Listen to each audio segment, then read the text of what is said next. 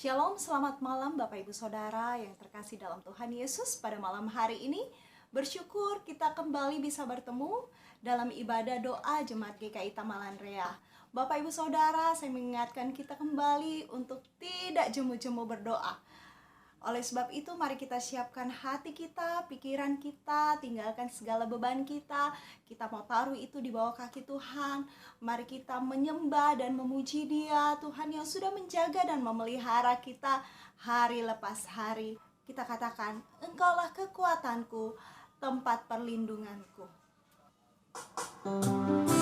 Dengan sirap hati, katakan kepada Tuhan, Engkaulah batu kami, Engkaulah kota benteng kami. Sejauh langit dari bumi, kasih-Mu lebih besar. Dan kami mau menyembah Engkau Tuhan, di dalam roh dan kebenaran.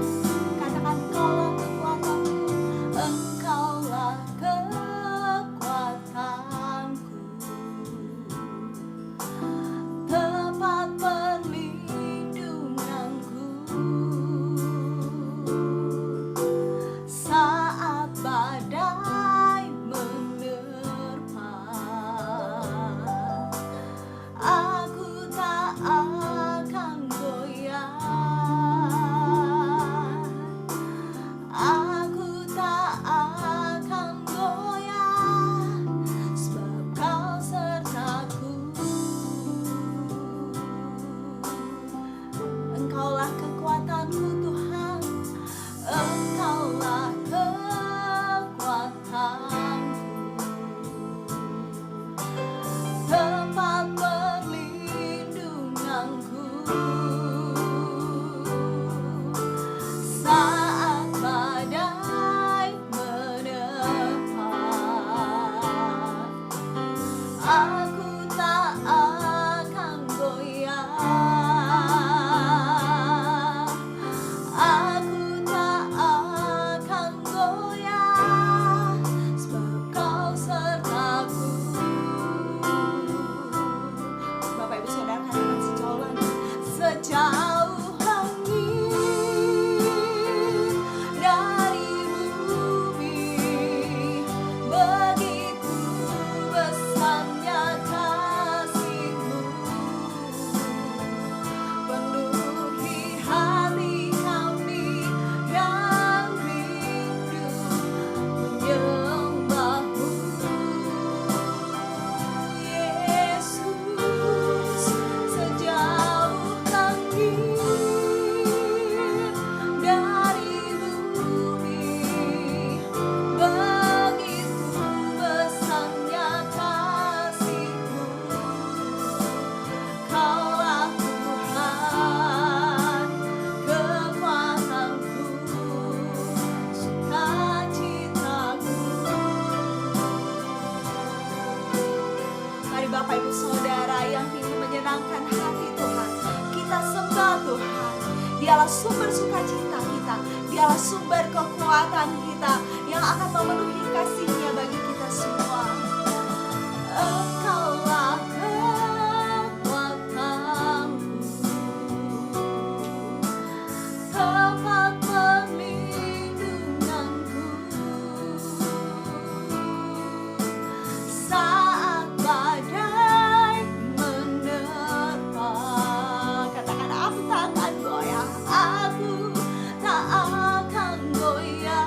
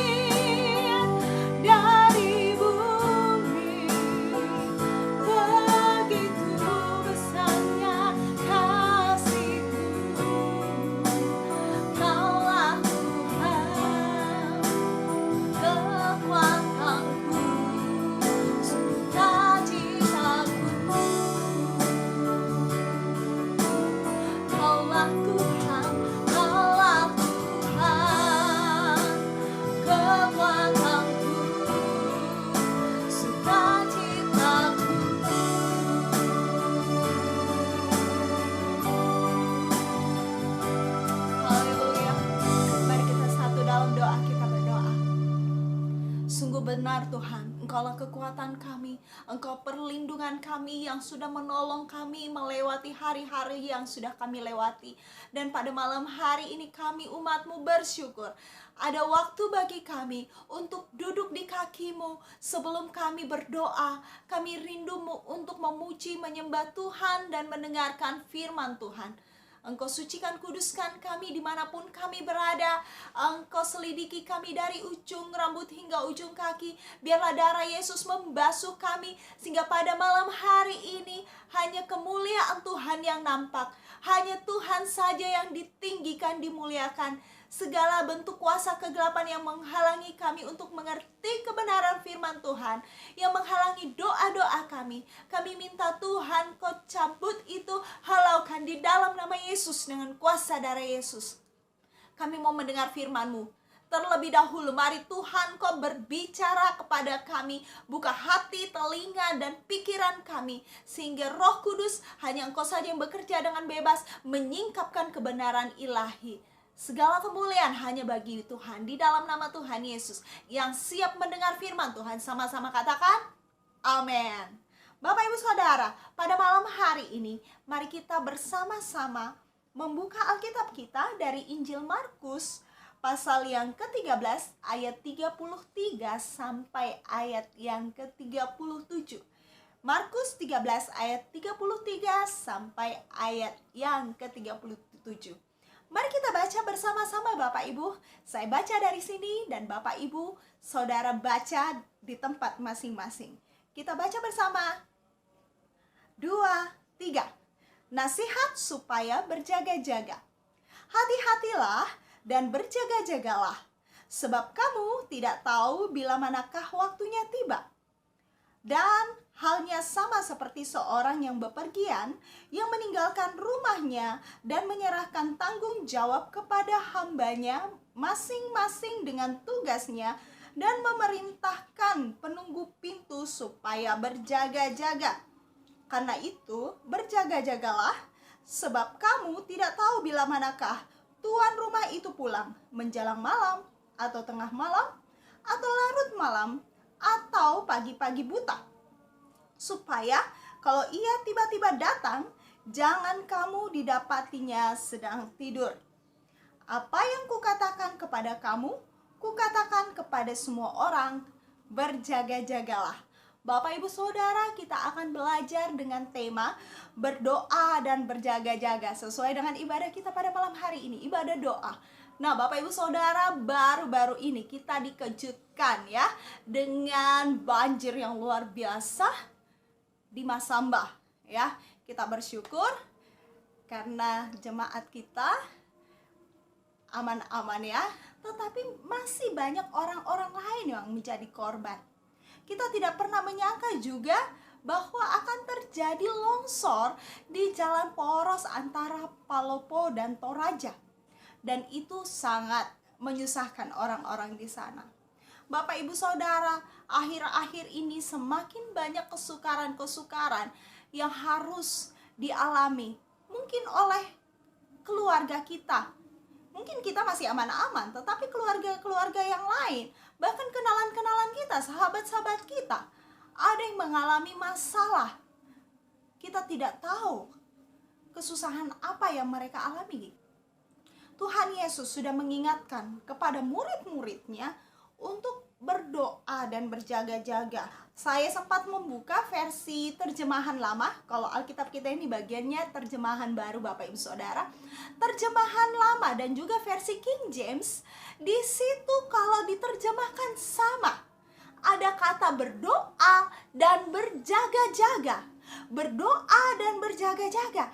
Saya yakin Bapak Ibu Saudara ingat apa yang dikatakan oleh Yesus kepada murid-muridnya waktu mereka di Taman Getsemani. Nah, hari ini kita mau belajar kenapa kita harus berdoa dan berjaga-jaga. Khusus Markus 13 ini Bapak Ibu Saudara membahas tentang khotbah Yesus tentang akhir zaman. Ya, Markus 13 ini ada beberapa perikop ya. Perikop pertama tentang bait Allah akan diruntuhkan. Perikop yang kedua, permulaan penderitaan. Kemudian perikop yang ketiga, siksaan yang berat dan Mesias-Mesias palsu. Perikop selanjutnya tentang kedatangan anak manusia, dilanjutkan dengan perumpamaan tentang pohon ara. Dan perikop yang kelima, itu yang baru saja kita baca bersama-sama. Nah, tentang akhir zaman. Dari dulu Yesus sudah singgung tentang akhir zaman. Tetapi sampai sekarang Tuhan Yesus belum datang. Kita tidak tahu waktunya Tuhan kapan. Tetapi tanggung jawab kita sebagai orang percaya, yang Yesus tekankan apa? Berdoa dan berjaga-jagalah. Mari kita pelajari apa yang Tuhan kehendaki bagi kita supaya kita lakukan di akhir zaman ini. Alasan pertama, kita harus berjaga-jaga dan berdoa. Karena apa? Kita adalah hamba-hamba Allah. Saya ulang, kita adalah hamba-hamba Allah. Hamba Tuhan, bukan hanya kami, para hamba Tuhan yang notabene ada STH di belakangnya, SPAK di belakangnya, MTH, dan lain sebagainya. Bukan masalah hamba Tuhan yang sudah sekolah teologi, tetapi setiap orang yang mengaku percaya kepada Tuhan, yang diangkat menjadi anak-anak Allah, dia juga adalah hamba-hamba Allah. Karena dia sudah ditarik dari gelap, kerajaan kegelapan, kepada terang, kerajaan surga. Dan khusus di ayat 34, hamba-hamba itu diberikan tugas masing-masing. Ingat, saya punya tugas. Bapak, Ibu, Saudara punya tugas yang Tuhan sudah tetapkan bagi kita. Tuhan punya tujuan dalam hidup kita apa? Supaya kita selama hidup memuliakan Dia sesuai dengan talenta kita. Karena masing-masing kita punya latar belakang keluarga yang berbeda. Kita punya kemampuan, kita punya karunia yang berbeda, skill yang berbeda, bakat yang berbeda. Kita punya fisik yang berbeda. Kita punya materi, kita punya karir yang berbeda. Kita ada di lingkungan yang berbeda. Tetapi saya mau katakan, Tuhan tidak pernah salah menempatkan kita di lingkungan kita masing-masing. Amin. Sebagaimana Tuhan tempatkan kita, disitulah Tuhan mau kita melaksanakan tanggung jawab kita dengan baik. Bapak, Ibu, Saudara, satu pertanyaan bagi kita. Sudahkah kita melaksanakan tugas dan tanggung jawab kita sebagai hamba Allah? Maksudnya apa? Dimanapun kita berada, apapun pekerjaan kita, entah masih pelajar, entah mahasiswa, entah pekerja, entah hamba Tuhan, pelayan, kita sudah melaksanakan tugas dan tanggung jawab kita sesuai dengan apa yang Dia berikan. Tetapi ingat, status kita adalah hamba. Hamba tidak memikirkan kepentingan dirinya sendiri, tetapi dia memikirkan kepentingan tuannya. Sempat saya singgung hari Minggu, kalau kita masih sibuk dengan urusan kita dan kita lupa tanggung jawab kita dengan Tuhan, kita lupa ibadah kita belum jadi hamba yang baik. Kalau kita hanya mementingkan perasaan kita, apa yang ada di pikiran kita, dan perasaan dan pikiran kita, perbuatan kita tidak sesuai dengan firman Tuhan, kita belum menjadi hamba yang baik. Mari terus berusaha melatih diri kita untuk bisa menjadi hamba yang baik, yang setia melakukan kehendak Tuhan, yang setia beribadah, yang belajar untuk menjadi berkat, mengerjakan apa yang Tuhan kerjakan. Hal yang kedua, kenapa kita harus berjaga-jaga? Karena kita tidak tahu kapan tepatnya Yesus datang. Itu ada di ayat 35. Yesus singgung ada 4 waktu, ya. Ayat 35 katakan, entah itu menjelang malam, tengah malam, larut malam, atau pagi-pagi buta. Tetapi kalau diterjemahkan di versi King James dan terjemahan lama, sama saya lihat. Entah itu petang, entah itu tengah malam, waktu ayam berkokok, atau di pagi hari. Yang namanya kita menunggu itu tidak menyenangkan. Bapak Ibu Saudara, sudah pernah menunggu ya? Menunggu adalah pekerjaan yang paling membosankan. Dan paling enak daripada menunggu, santai dan akhirnya kita tertidur. Apalagi lihat kurun waktu yang disebut di sini petang, malam, tengah malam, ya. Itu masa-masa di mana nyenyak-nyenyaknya enaknya kita mau beristirahat. Tetapi Yesus katakan, engkau harus berdoa dan berjaga-jaga bahkan di mana saat engkau lelah. Berdoa dan berjaga-jaga menyangkut dua. Berjaga-jaga dalam hal fisik, ya, dan dalam hal rohani. Di akhir zaman ini ada beberapa catatan ya Bapak Ibu Saudara. Tanda-tanda akhir zaman. Ayat 5-6, kemudian ayat 21-23. Di akhir zaman akan semakin banyak penyesatan. Ayat 7-8 katakan di akhir zaman akan ada perang. Dan perang ini sudah terjadi sampai sekarang. Kemudian ayat 8b katakan akan ada gempa bumi, bencana alam dan kelaparan. Bukankah ini sedang berlangsung sampai sekarang? Kemudian penganiayaan anak-anak Tuhan ayat 9-11 dan ayat 13 menyebutkan itu. Sekarang lihat bagaimana banyak anak-anak Tuhan harus dianiaya. Mungkin di sini masih aman-aman, tetapi di tempat lain ngeri. Kemudian selanjutnya yang kelima, ayat yang ke-12, krisis kasih dalam keluarga. Lihat, di akhir-akhir ini banyak keluarga ribut. Anak dengan orang tua, orang besan dengan besan, mertua dengan menantu, dengan siapa saja, ya, suami dengan istri, di mana-mana. Ini akhir zaman, jangan sampai kita menjadi korban karena krisis dalam keluarga. Kemudian yang keenam, ayat 24-25. Penghancuran bumi, langit dan benda-benda langit. Ini setelah penyiksaan ya. Jadi lihat, tanda-tanda akhir zaman itu sudah ada. Kita semakin dekat dengan kedatangan Tuhan akhir zaman. Tetapi kita tidak tahu kapan Tuhan Yesus datang. Oleh sebab itu Yesus katakan, berjaga dan berdoalah. Hal yang ketiga, kenapa kita harus berjaga dan berdoa Bapak Ibu Saudara? Tuhan Yesus mengingatkan, ini tujuannya, dengar baik-baik. Di ayat yang ke-36, Yesus katakan, supaya kita tidak kedapatan tidur. Kita tidak boleh kedapatan tidur. Bapak Ibu Saudara tahu artinya tidur? Tidak ada apa-apa dibuat. Kita tidak sadar kalau terjadi sesuatu. Ada yang meninggal dalam keadaan tidur. Ada yang terbakar dalam keadaan yang tidur. Ada yang akhirnya jadi korban dalam keadaan tidur. Korban pelecehan seksual dan korban-korban yang lain. Korban pencurian karena waktu tidur. Kita tidak tahu. Begitu bangun sudah terjadi, baru berteriak, ya. Karena apa? Tidak tahu apa yang terjadi. Yesus katakan, jangan sampai dalam menantikan Tuhan kita tidak berjaga-jaga, kita tertidur. Ya. Malu kan kalau Tuhan kita datang dan kita kedapatan tidur.